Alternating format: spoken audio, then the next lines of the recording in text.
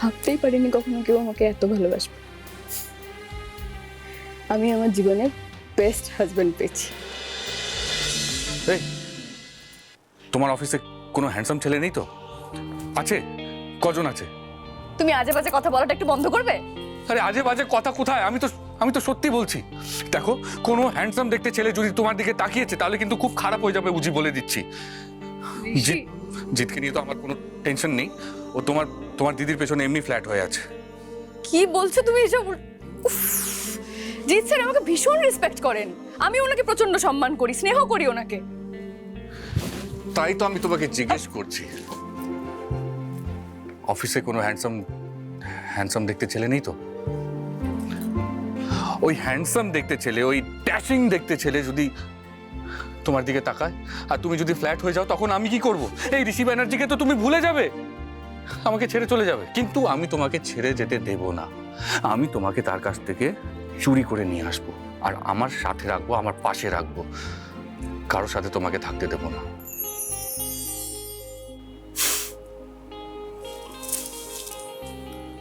এই পৃথিবীতে আমার কাউকে লাগবে না।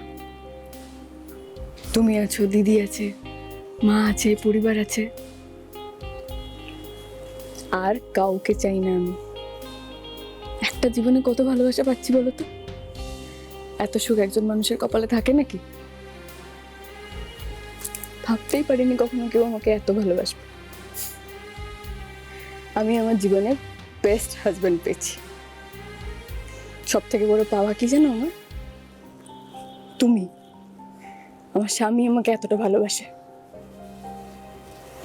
এই ভালোবাসাটা সারা জীবন আগলে রাখতে চাই আমি। কখনো তোমাকে হারাতে চাই না, কখনো না। আমি তোমাকে কোনোদিন হারিয়ে যেতে দেবো না।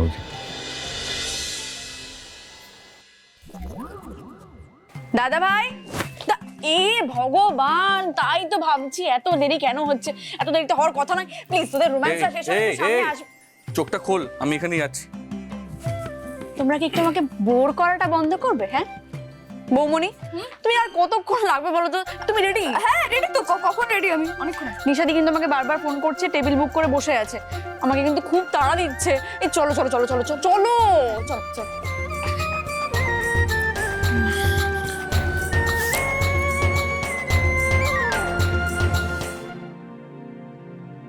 সাবধানে যাবে, আর গিয়েই আমাকে একটা ফোন করবে। ও না না, তুমি আর ফোন করবে কি? তুমি তো ব্যস্ত, সাইবার ক্রাইম ডিপার্টমেন্ট সামলাতে হয়।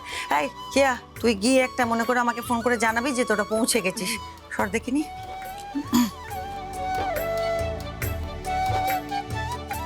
তুমি এরকমই থেকো সব সময়, বুঝতে পেরেছো? রাগ করো আর যাই করো, তোমার এই রাগের মধ্যে যে এতখানি ভালোবাসা থাকে না, এই ভালোবাসাটাই আমি চাই। কে বলেছে আমার রাগের মধ্যে ভালোবাসা আছে? ও না, না, নেই। না। আমি তোমাকে প্রশ্রয় দিচ্ছি না, আর আমি তোমাকে এখনো পর্যন্ত ক্ষমা করিনি।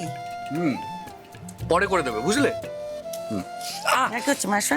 হ্যাঁ, ঠাট্টা হচ্ছে? না না না না, আমি এদিকে ভয়ে ভয়ে মরে যাচ্ছি।